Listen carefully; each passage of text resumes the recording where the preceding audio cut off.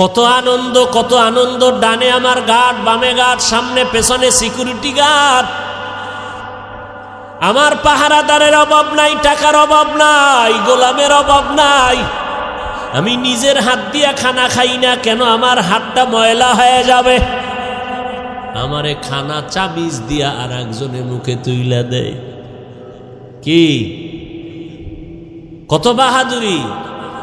কিন্তু চক্ষু যখন বন্ধ হয়ে যাবে, হঠাৎ দেখবা গায়ের গেঞ্জিটা পর্যন্ত নিজের আপনজনেরা বেলেট দিয়া কাইটা রেখে দিবে। জামাটা খুইলা দাও, গেঞ্জি খুলে রাখ, তাড়াতাড়ি বাজারে গিয়া নরমাল অল্প দামের কাফন কিনে নিয়ে আয়। কবর খনন কর, বাঁশ বাগানে বাঁশ খনন, বাঁশ কাঠ, কলা পাতা রেডি কর, গরম পানি রেডি কর। লাশটা ঘর থেকে তাড়াতাড়ি নামা, কয় বাইরে বৃষ্টি, কয় বৃষ্টি হোক, পলিথিন কাগজ দিয়ে পেঁচাইয়া বাইরে রাখ। এখন আর মরা লাশ ঘরে রাখা যাবে না। কে কয় বাইরের মানুষ? নিজের আপন জনে রাখা। নামা ঘর থেকে, লাশ নামাও। কয় বৃষ্টি বাইরে, কয় বৃষ্টি টিষ্টি বুঝি না, ওগলা পাতা আর পলিথিন দিয়ে পেঁচাইয়া রাখো। ইমাম সাহেবরে খবর দাও জানাজার জন্য। বৃষ্টি এখন কি করি? 2 দিন বৃষ্টি চলে, একটু রাইখা দেই ঘরের মধ্যে, পাহারা দাও। কয় না, যেভাবেই হোক পলিথিন উপরে দিয়া কবর খনন কর, ভেতরে কোনো রকম রাখতে পারলেই হয়। দোয়া দায়ী লাগবে না, চাপা মাটি দিয়া চইলা আয়। এখন আর এই মরা লাশের পাহারা দিতে পারবো না। শুধু তাই না, করোনায় দেখাইয়া গেল। কয়েক মাস আগে তোমরা তো ফেসবুক শরীফের ভেতরে দেখেছো, এই যে ঢাকা বাড্ডা থানার ভেতরে আজদাহা 2টা সন্তান, মহিষের মতো 2 সন্তান। বাবায় লেখাপড়া শিখাইয়া গেল, বাবায় টাকার অডেল সম্পদ রেখে মরে গেল। সন্তানেরা বাবার সম্পদ নিয়ে 24টা ঘন্টা ঝগড়া করলো। বাবার লাশটা পড়ে রইল, দাফন করার সময় পাইল না। 2 সন্তান, বাবার টাকা পয়সা নিয়ে ঝগড়া, বাবার লাশ দাফনের ফিকির নাই। এমন কুলাঙ্গার সন্তান জন্ম দিয়া কি লাভ হবে? আর এমন কুলাঙ্গারের বাবা দাবি করে কি লাভ? যেই সন্তানের মানুষ বরদোয়া করে, এই সন্তানের বাপ হইয়া লাভ কি হবে? এমন সন্তান জন্ম দিয়া কি লাভ হবে? একটা সন্তান যদি এমন হইতো, যেই সন্তানের আদর্শ দেখে আরো 10টা সন্তান ভালো হয়ে গেছে, যেই সন্তানের আখলাক দেখে স্কুলের বহু সন্তান আখলাক কলা হয়ে গেল। স্কুলে ঠিকই পড়ে, কলেজে পড়ে, কিন্তু নামাজ ছাড়ে না, কারো সাথে খারাপ ব্যবহার করে না। এমন ছাত্র কলেজ স্কুলে আছে না নাই?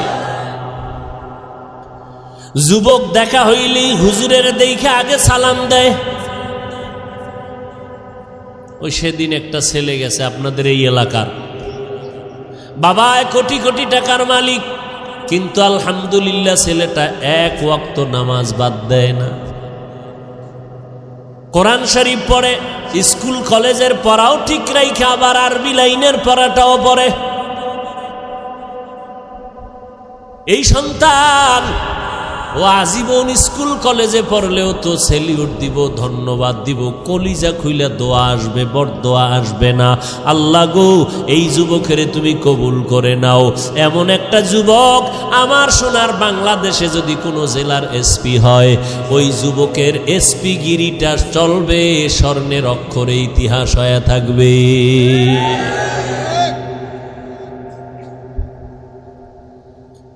আল্লাহ পাক বলেন, আমি মুমিনদের চাই বিনা হিসাবে জান্নাত দিতে, কারণ একটা সেকেন্ড হাসরের মাঠে দাঁড়ানোর ক্ষমতা কারো হবে না।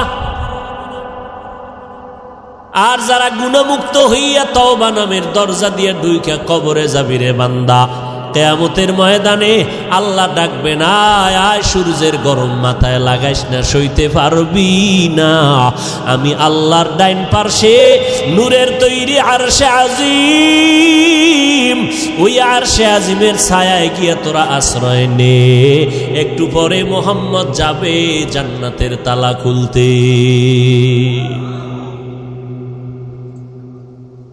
গুনাহমুক্ত যদি পিছনে গুনাহ করে ফেলছি, শয়তানের ধোকায়, নফসের ধোকায়।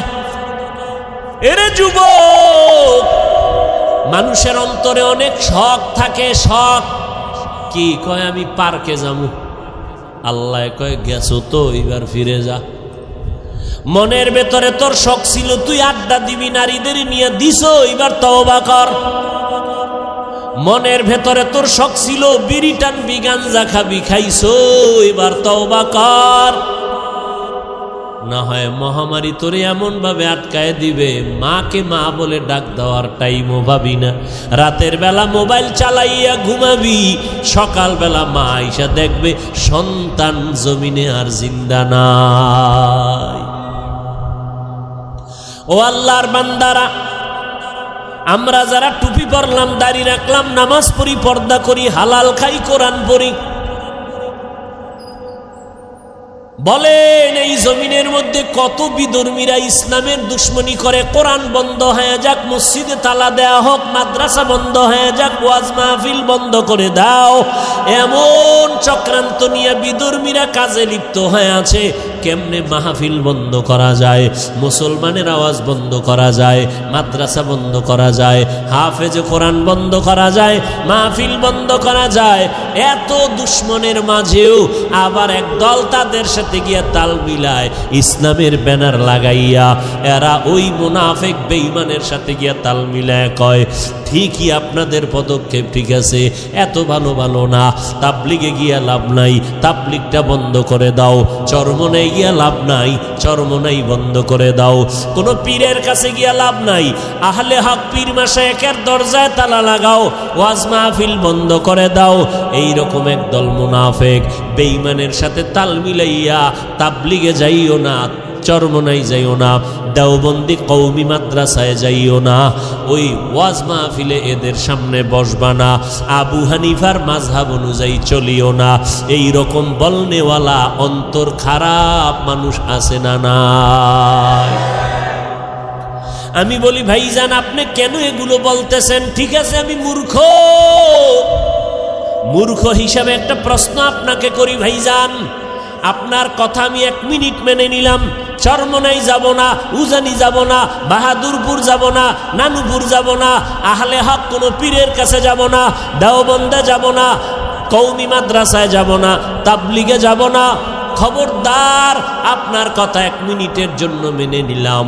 এইবার আমার মূর্খ হিসাবে আপনার কাছে দাবি, বলেন এই এই এই এই ঠিকানায় যাব না, তাহলে আমার তো আল্লাহ দরকার, আমার তো নবী দরকার, আমার তো মোনাজাতে কান্না দরকার, আমি গুনাহ থেকে মুক্ত হওয়া দরকার, আমি তো আমার হাতটাকে পবিত্র বানানো দরকার, আমি তো সুন্নাতওয়ালা পোশাক পরা দরকার।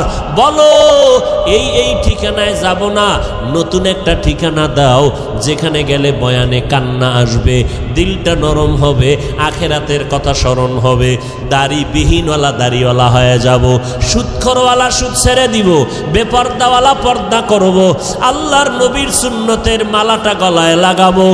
এমন একটা ঠিকানা আমাদের বলে দাও। এরা এদিকেও যাইতে দেয় না, ঠিকানাও নতুন দেয় না। তাহলে আমরা বুঝতেছি এরা আসলে আমাদের কল্যাণ চায় না, এরা বিধর্মীদের পা চাটা দালালি করে। এই যুবকেরা, সহজ কথা না বুঝলে আর কেমনে বুঝাবো? তাবলিগে যাব না, চরমনাই যাব না, আবু হানিফারে মানব না, কওমি মাদ্রাসায় যাব না, দেওবন্দির কাছে যাব না, সব ছেড়ে দিব। তবে কোথায় যাব? ঠিকানা দাও আলাদা, যেখানে গেলে দাড়ি উঠবে, টুপি উঠবে, দাড়ি উঠবে, পাগড়ি উঠবে, কান্না আসবে, আমল হবে, মা বাবার খেদমত করতে পারবো, আকীদা ঠিক হবে, এরকম একটা ঠিকানা দাও।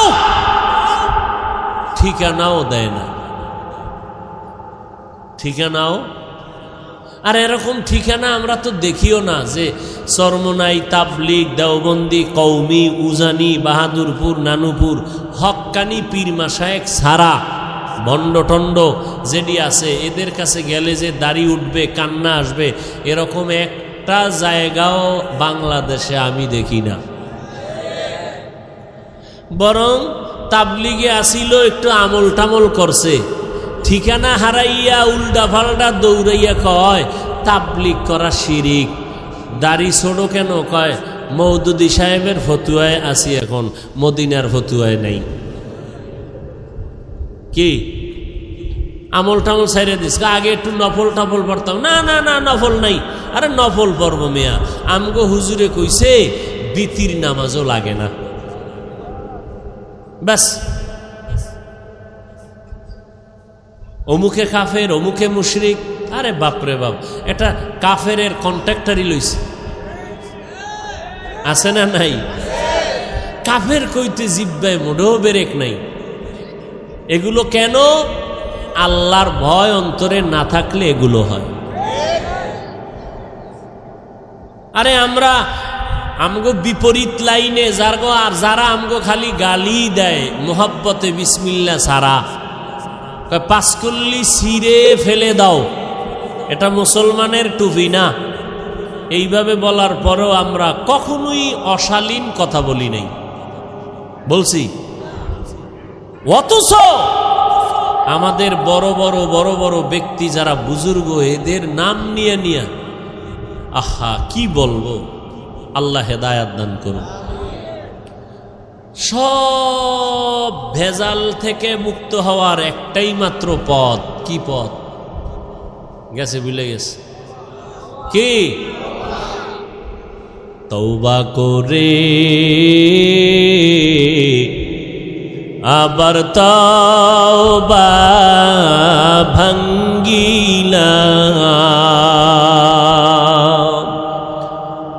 অবশেষে খাঁটি তওবা করিলাম, অবশেষে খাঁটি তওবা করিলাম।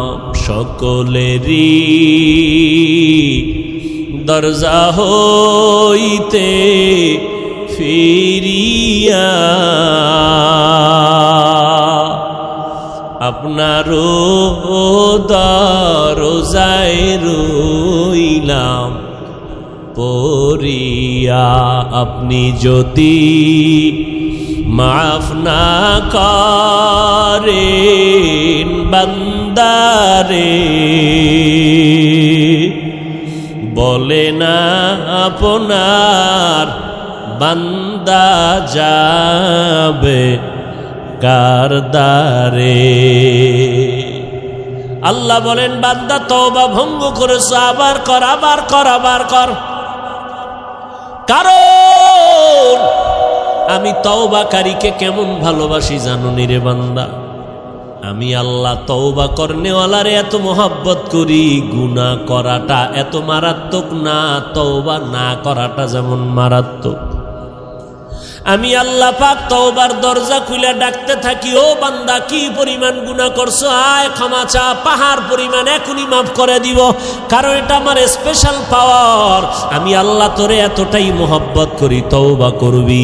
আমি আল্লাহর মোহাব্বত নিয়া জাহান্নামের ভয়, 2 ফোঁটা চোখের পানি ছেড়ে যদি তওবা করো, চোখের পানিটা গালের নিচে যাওয়ার আগে সব গুনাহগুলো মাফ করে দিব। ও আল্লাহর বান্দা, যুবক ভাইরা, বৃদ্ধ বাবাজিরা, পর্দার আড়ালের মা বোনেরা, আজ আমরা টুপি মাথায় দিলাম, আল্লাহকে দেখি নাই, নবীরে দেখি নাই, কোরআন পড়ে দেখলাম, হাদিস পড়ে দেখলাম, আজও পর্যন্ত কোরআনের একটা ভুল কেউ বের করতে পারে নাই, পারল নি। বরং বহু বেঈমান কোরআনের ভুল বের করতে গিয়া নিজেরা কালেমা পড়ে মুসলমান হয়ে গেল। ও যুবক আল্লাহর গোলাম, আজকে চোখের সামনে তাকাইয়া যদি দেখো, আমরা নবীর তরিকা মতো চলতে গিয়া না খাইয়া কেউ মরে যাই নাই। এত মহামারী করোনা গেল, কতজনার চাকরি নাই, কতজনার ব্যবসা নাই, কিন্তু কোনো কোরআনওয়ালা না খাইয়া মরে না। কাদেরে কুদরত দারি বার কামাল, আন্তা রব্বি আন্তা হাসবি জুল জালাল, তুহি কাদের জলিলুল্লাহ জাহাদার, বহর হালে তুহি মেরা নেগাহদার। আল্লাহ পাক রব্বুল আলামিন বলেন, এই কোরআনে কোনো ভুল নেই, চ্যালেঞ্জ দিয়ে দিলাম। ও যুবক, আজকে তুমি মনে মনে ভাবতেছো টুপি মাথায় দিলে মাথা গরম, দাড়ি লম্বা করলে যৌবনের ভাব চলে যাবে। ও আল্লাহর গোলাম, এত চিন্তা তো আমগো মাথায় ছিল। টুপি মাথায় দিলে মনে হয় স্বাধীনতা থাকবে না, না খাইয়া মরব না।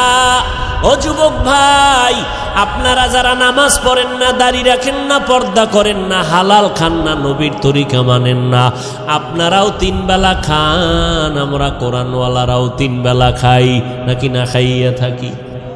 আপনারাও ঘুমান, আমরাও ঘুমাই, আপনারাও ব্যবসা করেন, আমরাও ব্যবসা করি, আপনারাও চাকরি করেন, আমরাও চাকরি করি, আপনারাও দেশ বিদেশ সফর করেন, আমরাও। তাহলে আমরা টুপি আর দাড়ির কারণে ঠগলাম কই? হ্যাঁ, বরং সম্মান তো আলহামদুলিল্লাহ 1000 কোটি গুণ আপনাদের তুলনায় কোরআনওয়ালাদের বেশি না কম? চেয়ারম্যান সাহেব দেখলেই সালামু আলাইকুম হুজুর দোয়া করবেন। নির্বাচনের আগে ইমাম খতিব সাহেবের কাছে গিয়া কয় হুজুর দোয়া করবেন, নির্বাচনে দাঁড়াইলাম। এমপি সাহেব দেখা হইলে দোয়া করবেন, সালামু আলাইকুম। মন্ত্রী মহোদয় দেখা হলে হুজুর দোয়া করবেন। এইভাবে অসুস্থ রোগী হসপিটালে কান্না করে, সন্তানেরা দৌড়ায় হুজুর দোয়া করবেন। 1 খতম কোরআন পড়েন। ও আল্লাহর বান্দারা, আজকে ধুলা দিয়া চোখের মধ্যে বাজে কথা বলে, হুজুরেরা ভিক্ষা করে খায়। খোদার কসম, হুজুরেরা ভিক্ষা করে খায় না, বরং মানুষের অন্তরে আল্লাহ এই পরিমাণ মোহাব্বত বাড়ায় দিলেন, মানুষগুলো কলিজা দিয়া হুজুরদের মোহাব্বত করে। একটা গাছে ভালো ফল হয়, কয় বড় ফলটা হুজুরের দিয়া দিমু, ইমাম সাহেবরে দিয়া দিমু। ভালো খানার আয়োজন করে, বলে ইমাম সাহেবরে দাওয়াত দাও, হুজুরের টাকা দাও, হাদিয়া দাও। এই হুজুরের প্রতি মায়া মোহাব্বত অন্তরে বাড়াইলেন কে? হুজুরেরা কাউকে বলে না আমারে 5 টাকা দাও, 10 টাকা দাও, না খাইয়া মরে গেলাম, না, বরং আল্লাহর কাছে দোয়া করে। আর আল্লাহর বান্দারা টাকা নিয়ে মাদ্রাসায় গিয়ে কয় হুজুর 10টা এতিম ছেলেরে 1 বেলা খানা খাওয়াইতে চাই, কি লাগবে? এই লাগবে বলে দিয়া দিলাম। আমার আম্মা জান অসুস্থ, একটু দোয়া করবেন। সম্মান তো দুনিয়ার লাইনেও কম নাই। এত দুশ্মনের মাঝে কোরআনওয়ালা টুপিওয়ালারা যদি এত সম্মান পায়, আখেরাতের ময়দানে একক ক্ষমতা থাকবে আমার আল্লাহর। ও বান্দা বলো, সেই দিন কোরআনওয়ালার সম্মান কেমন হবে? এগুলো বুঝানোর কোনো ভাষা নাই। এরে নবীর উম্মত, এ কোরআনওয়ালার দাম কত? জীবনে মাদ্রাসায় পড়ে নাই, তাবলীগের সময় লাগাইছে। এসপি সাহেব এখন তার মর্যাদা বেড়ে গেল, মন্ত্রী মহোদয় নামাজ পড়ে, দাড়ি রাখলো, কি ব্যাপার? কয় কোরআনওয়ালাদের সোহবত লাগাইছি, মন্ত্রী মহোদয়ের দাম বেড়ে গেল, মানুষ সম্মান করে, সবাই শ্রদ্ধা ভক্তি করে, মরিয়া গেল সবাই তার জন্য দোয়া করে। এরে নবীর উম্মতের দল, স্কুলের মধ্যে যেই ছাত্রগুলো নামাজ পড়ে, 2-1টা অন্তর খারাপ বলা ব্যতীত সবাই দোয়া করে। যেই সমস্ত ছেলেমেয়েরা আড্ডা দেয়, কি দেয়? আড্ডা দেয়, গান বাজনা করে। যেই ছেলেটা ক্লাসের মধ্যে একটু পর্দা, একটু নামাজ, এদিকে মাইল বেশি, মেয়েরাও কয় খবরদার এই ভাইরে ডিস্টার্ব করিস না, ও তো আমগো আড্ডা আইতে চায় না, ওর কায়দায় থাকতে দে। কথা ঠিক নেই? আল্লাহ পাক দেখায় দিলেন, রে গোলাম একটু নজর করে দেখো, তোমরা টুপিদারি রাখবা না কেন? বলো কেন? কি সমস্যাটা কোথায়? ব্যবসা চলে যাবে। কই, টুপিদারিওয়ালারাও তো কোটি টাকার মালিক, ব্যবসা করে। তুমি কেন বলবা টুপিদারি রাখলে নবীর তরিকায় চললে পারি না? স্বাধীনতা কই? নবীর তরিকাওয়ালাদের তো স্বাধীনতা নষ্ট নাই, যেখানে সেখানে বেড়াইতে যায়, সফর করতেছে, কোনো দিক থেকে তো পেছনে নাই। তুমি কেন নবীর তরিকা মতো চুলটা রাখবা না, দাড়িটা রাখবা না, পর্দা করবা না? এবার আসো আর একটা লাইনে তাকাও। তোমার আমার মতো যুবক র্যাব, আর্মি, পুলিশ, বিডিআরের চাকরি করে, দাড়িওয়ালা নামাজি আছে না নাই? বিবেকটাকে জিজ্ঞাসা করো, বাবা তুমি কেন পারবা না? তোমার আমার মতো যুবক রাস্তায় গাড়ি চালায়, দাড়িওয়ালা নামাজি ড্রাইভারের অভাব নাই। আজান হয়ে গেল, গাড়িটা ব্রেক কইরা মসজিদে দাঁড়ায় গেল। মুক্তাদ সব ড্রাইভার, হেল্পার, কন্ট্রাক্টর, যাত্রীরা পর্যন্ত নামাজ আদায় করে মসজিদে। হাইওয়ে রোডে ঘুরলে দেখবা, যাইবার সময় দেখবা নামাজের টাইমে গাড়ি রাস্তায় দাঁড়ানো, লাইন দিয়া দাঁড়ায় গেছে সব যাত্রীরা নামাজে, ড্রাইভার নামাজে চলে গেল। এরে নবীর উম্মতের দল, তোমার আমার মতো যুবক দেখো ময়দানে কৃষিকাজ করে, দোকানে কর্মচারী, নামাজ দাড়িওয়ালার অভাব নাই, এক বেলার নামাজও বাদ দেয় না। রিক্সা চালায় বান্দা, কোমরে গামছা বান্দিয়া এত কষ্ট করে, এক বেলার নামাজও বাদ দেয় না। না খাইয়া থাকবে, তারপরও কোনোদিন হারাম খাবে না, সুদ খাবে না, লোন উঠাবে না। ও আল্লাহর বান্দা, তারা যদি পারে তোমরা কেন পারবা না? বাহাদুরি বাহাদুরি ভাব, মনে মনে ভাবতেছো হুজুরেরা তো আসলে ফকির, এরা তো গরিব। আসলে না, আমরা গরিব না, কারো কাছে ভিক্ষা করে আমরা চলি না। তুমি যদি একটু জ্ঞান খাটাইয়া তদন্ত করো, তোমার বাবার যে এত টাকা পায় কই, তুমি যদি তদন্ত করে দেখবা, হয়তো তোমার বাবায় জাকাতটা ঠিক মতো দেয় না, তোমার বাবায় হালাল হারাম মিশ্রিত কইরা ব্যবসা করে, তোমার বাবায় জুলুম কইরা কইরা টাকা পয়সা নেয়, অথবা সরকারের টাকা চুরি কইরা এরপরে নিজের পুঁজি বাড়ায়। ও বাবা, দেখবা তোমার বাবার থেকে ডাকাত আর কেউ নাই। হুজুরেরা চোর না, ডাকাত না, বরং তুমি খোঁজ নিয়ে দেখো হালাল ভাবে ব্যবসা কয়জনে করে, হালাল ভাবে চাকরি করিয়া কে কয়তলা বিল্ডিং করেছে, একটু নজর করে দেখো। কোন হুজুরকে তোমরা ছোট মনে করিও না। আসলে এগুলো ছোট মনে কইরা কি বুঝায়, তোরা হুজুর হবি না, এটা বুঝানোর জন্য একটা চাপা দিল। হুজুরদের উপরে দোষ চাপাইয়া চায় আমার যুবক সমাজ যেন হুজুর না হয়। কি হবে? ডাকাত, সন্ত্রাস হবে, সন্ত্রাস, কলম চোর, সরকারের টাকা চোর, আর লেখাপড়ার জীবনে হবে বিদ্যা চোর। কি চোর হবে? যেই বিদ্যা পড়িয়া শিক্ষিত, বড় দামি চেয়ারে বসে, সেই শিক্ষার পাতা চিরা চিরা জুতার ভিতরে ঢুকায় নকল। আছে না নাই? বিদ্যার সাথে এখনই যদি বেয়াদবি হয়, এই সন্তানের দ্বারা আদর্শ সমাজ গঠন হবে না। ও আল্লাহর বান্দারা, যদি বাহাদুরি বাহাদুরি ভাব দিয়া হুজুরদের বিদ্যানগুলি দেখাইয়া বলো টুপি পরব না, দাড়ি রাখবো না, নামাজ পড়ব না, দেখি কে কি করে, আল্লাহ কয় নবী জানায়া দেন, ওরে করব কি হুজুরে করবে না, আমি আল্লাহই করব। যদি সীমা বেশি লঙ্ঘন করে আমি দুনিয়াতেই ধরবো, ওর কিডনি নষ্ট করে ফেলবো, ওর হাত পাও নষ্ট করে ফেলবো, আমি আল্লাহ ওরে অসুস্থ বানাইয়া বিছানায় ফালায় রাখবো, এমন রোগ দিব যেই রোগের চিকিৎসা কোনো কেউ ডাক্তার করতে পারবে না, আমি আল্লাহ। এরপরে স্থায়ী ধরাটা দেব মরার পর।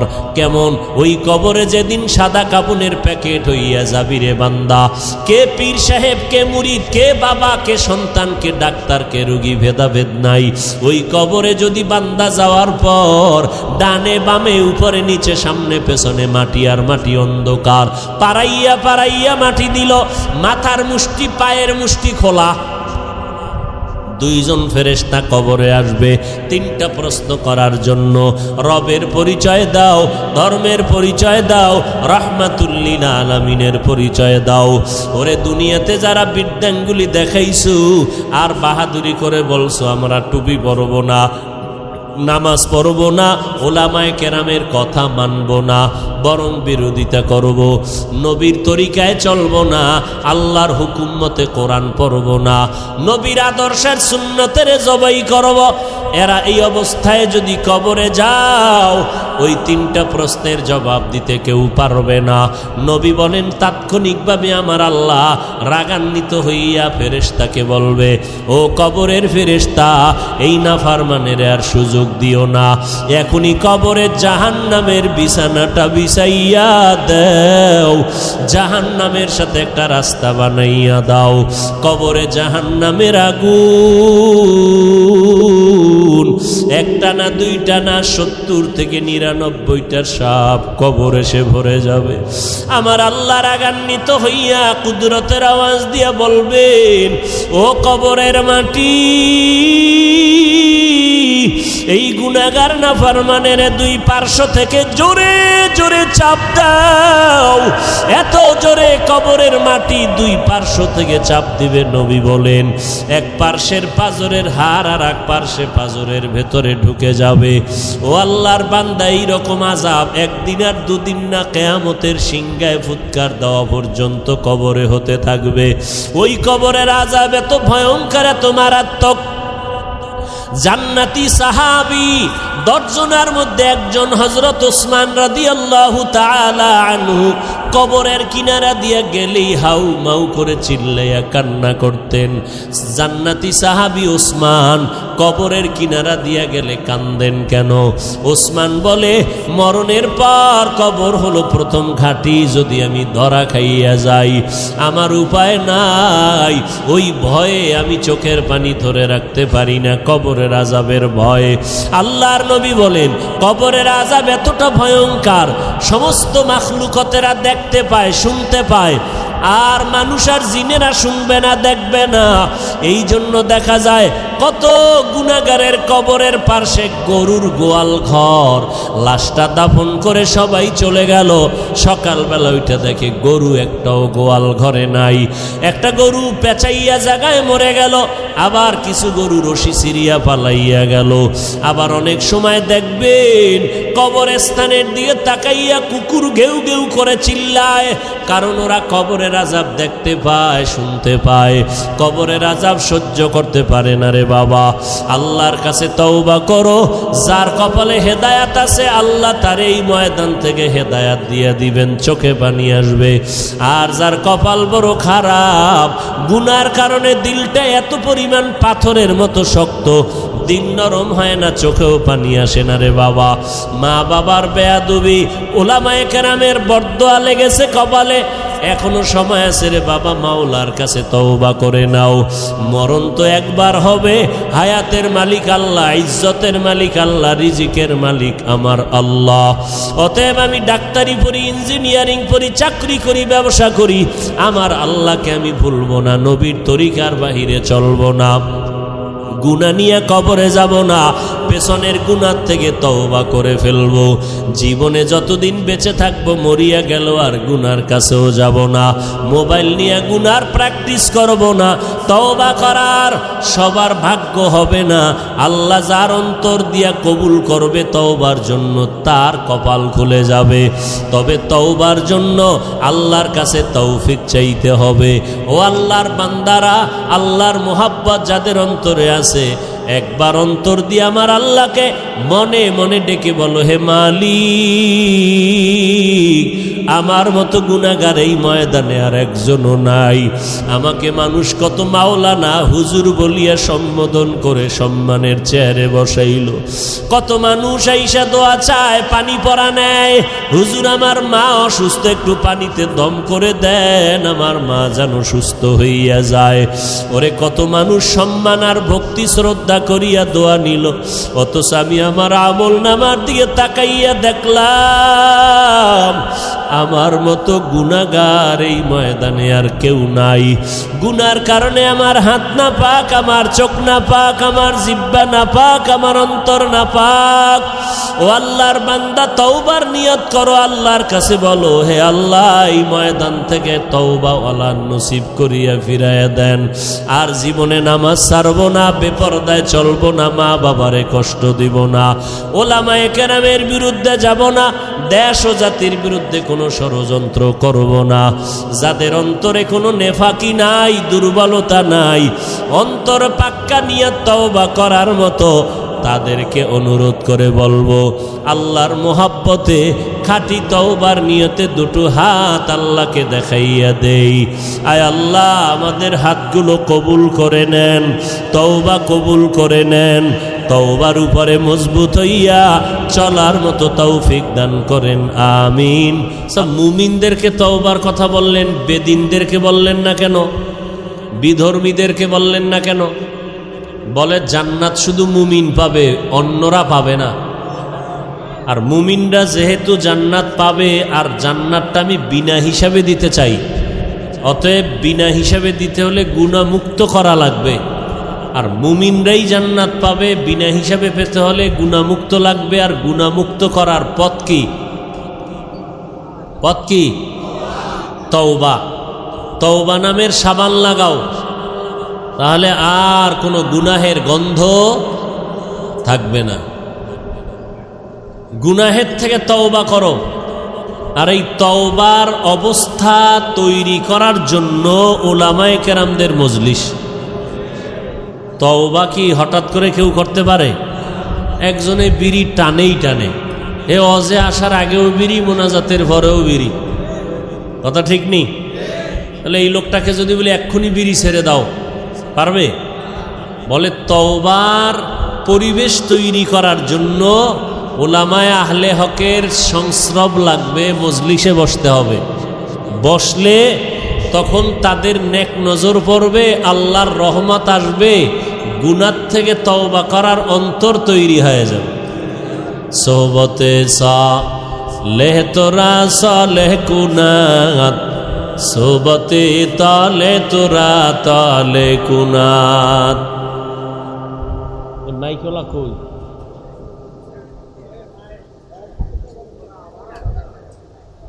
বুঝে না কিছু? বারবার বলতেছি মনিটরের সাউন্ড দাও, রিভার্ব দাও।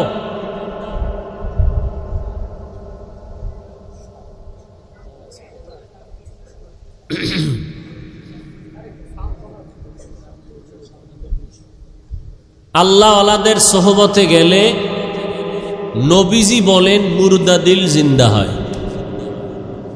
কি দিল জিন্দা হয়? জোরে খান। খারাপ লাগতেছে? ঘুমাইবেন? বাঙালির ঘুম আছে?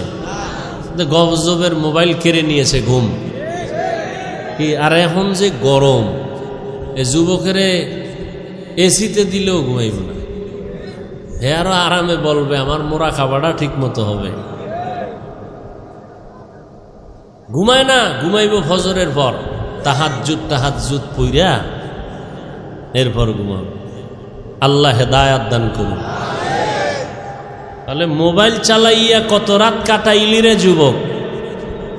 আল্লাহর কোরআনের বাগানে যদি একটা রাত কাটাও আর কবুলি যদি হইয়া যায়, জান্নাতে ঢুকতে আর কোনো টিকিট লাগবে না। এজন্য আল্লাহ ওয়ালাদের সোহবতে মজলিসে বসা খুব জরুরি। নবী বলেন লাভ কি? মুর্দা দিল কি হয়?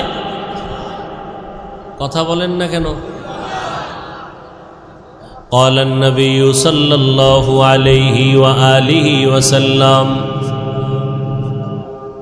عليك بمجالسة العلماء واسمع كلام الحكماء فإن الله لا يحيي القلب الميت بنور الحكمة كما يحيي الأرض الميتة بوابل المطر। পয়গম্বর বলেন অতীতের একজন লোকমানে হাকিম, বড় দামি মানুষ, জ্ঞানী মানুষ, তার সন্তানকে উপদেশ দিতেছিলেন, ও সন্তান, উলামায়ে আহলে হকের মজলিসে বসো, তাদের হিকমতপূর্ণ কথাগুলো শ্রবণ করো। কি লাভ হবে? বলে তাদের হিকমতপূর্ণ কথাগুলো শুনলে আল্লাহ মুর্দা দিলওয়ালাগুলোকে জিন্দা দিলে পরিণত করে দিবেন। লোকমানে হাকিম তার সন্তানকে এই উপদেশ দিতেছেন, আর সেই উপদেশের কথা নবীজি সাহাবাদেরকে শুনাইতেছেন। বলে কেমন জিন্দা হবে? কামা ইউহয়িল আরদাল মাইতাতা বিওয়াবিলিল মাতার। নবীজি বলেন উম্মত, সূর্যের গরম তাপে জমিনটা যেমন শুকাইয়া ফাটল ধরে যায়, চাষাবাদের ক্ষমতা থাকে না, ফসল উৎপাদনের ক্ষমতা হারিয়ে ফেলে, হঠাৎ ওই শক্ত জমিনের মধ্যে রব্বুল আলামিন যখন আবার রহমতের বৃষ্টি দান করেন, ওই শক্ত জমিন এতটা দুর্বল আর নরম হয়, যেই জমিন ফসল উৎপাদনের ক্ষমতা হারিয়ে ফেলেছিল, আল্লাহর রহমতের বৃষ্টির কারণে ওই জমিন এখন ফসলের জন্য উর্বর হয়ে গেল। ঠিক যারা গুনাহ করে করে করে করে নিজেদের অন্তরটা চৌচির করে ফেললো, এখন আর আমলের চাষাবাদ চলে না, নামাজের কথা ভালো লাগে না, রোজার কথা ভালো লাগে না, টুপির বয়ান শুনতে চায় না, দাড়ির বয়ান শুনতে চায় না, পর্দার বয়ান শুনতে চায় না, হালালের বয়ান শুনতে চায় না। মনটা চায় যেন বয়ান না শুনি।